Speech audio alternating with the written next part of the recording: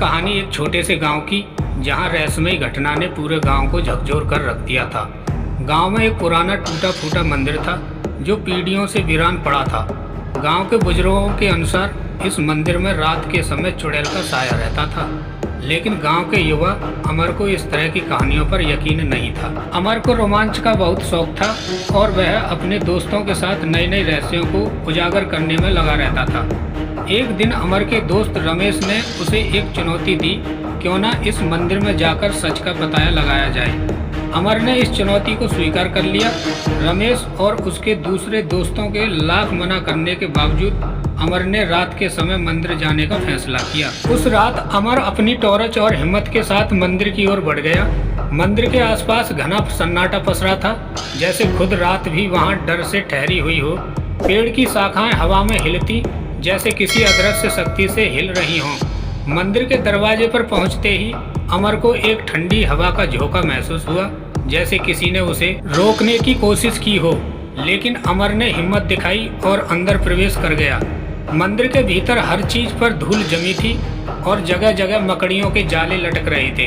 अमर ने देखा कि मंदिर के बीचों बीच एक पुरानी सी मूर्ति रखी थी, जिसके सामने कुछ फूल और सिंदूर का निशान था।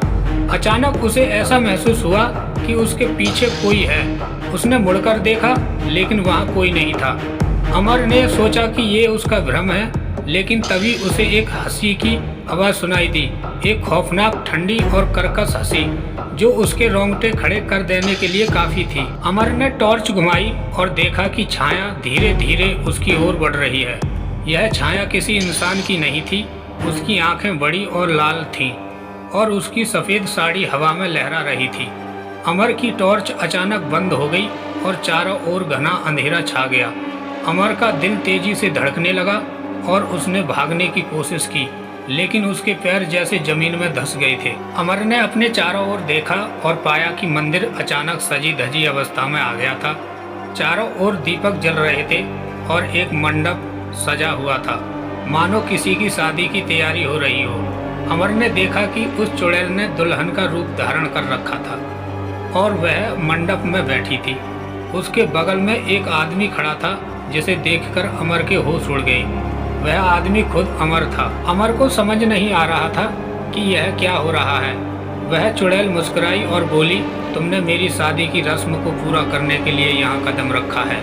तुम ही मेरे होने वाले पति हो। अमर घबराया और बोला, नहीं, यह कैसे हो सकता है, मैं तुम्हें नहीं जानता। लेकिन चुड़ैल की हंसी और भयानक हो गई। उसने कहा, सदियों से मैं इस दिन का इंतजार कर रही हूँ। इस मंदिर में जिसने भी कदम रखा वह मेरे बंधन में बंध गया।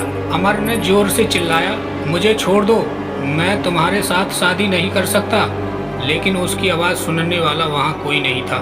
तभी चुड़ैल ने अपने नाखूनों से सिंदूर उठाया और उसके माथे पर लगाने के लिए हाथ बढ़ाया। अचानक अमर की जेब में रखी भगवान शिव की छोटी मूर्ति चमकने लगी। वह प्रकाश इतना तेज था कि पूरी मंदिर की छत कांपने लगी और चुड़ैल चीखते हुए पीछे हटने लगी। उसने अमर को छोड़ दिया और दर्द से तड़पने लगी। अमर ने समझ लिया कि यह भगवान की कृपा है और वह जोर से भगवान का नाम लेने लगा। उस रोशनी के कारण चुड़ैल धीरे धीरे गायब होने लगी। उसकी चीखों के साथ वह अंधेरे में विलीन हो गई। मंदिर का सारा साज सज्जा गायब हो गया और अमर को लगा कि जैसे वह किसी बुरे सपने से जागा हो।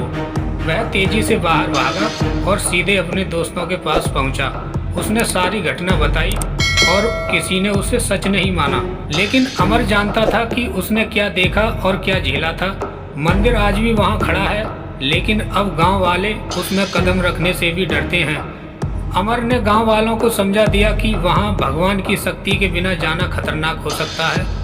इस घटना के बाद अमर के जीवन में बहुत बदलाव आ गया। उसने अपनी पूरी जिंदगी भगवान शिव की सेवा में समर्पित कर दी और मंदिर को फिर से बनवाने का काम शुरू कर दिया, ताकि वहां और कोई बुरी शक्ति प्रवेश ना कर सके। अंत में उस मंदिर का अस्तित्व फिर से एक पवित्र स्थल में बदल गया और गांव में किसी भी बुरी आत्मा का साया नहीं पड़ा। अब सोचिए क्या होता अगर भगवान शिव की मूर्ति उसके पास ना होती। क्या वह चुड़ैल उसे अपने बंधन में बांध पाती? तो क्या आप भी ऐसी रोमांचक कहानियों के लिए तैयार हैं? जानने के लिए देखिए हमारी अगली कहानी, जहां भूतिया गांव में नागिन और नाग का रहस्य उजागर होगा। दोस्तों, वीडियो की कहानी अगर अच्छी लगी हो तो हॉरर गांव चैनल को सब्सक्राइब करें और बेल आइकन को प्रेस करें ताकि आने वाली वीडियो की नोटिफिकेशन सबसे पहले आप तक पहुंच जाए। इसी तरह की वीडियो और कहानी मैं फिर लेकर आऊँगा, ज़रूर आऊँगा। नमस्कार।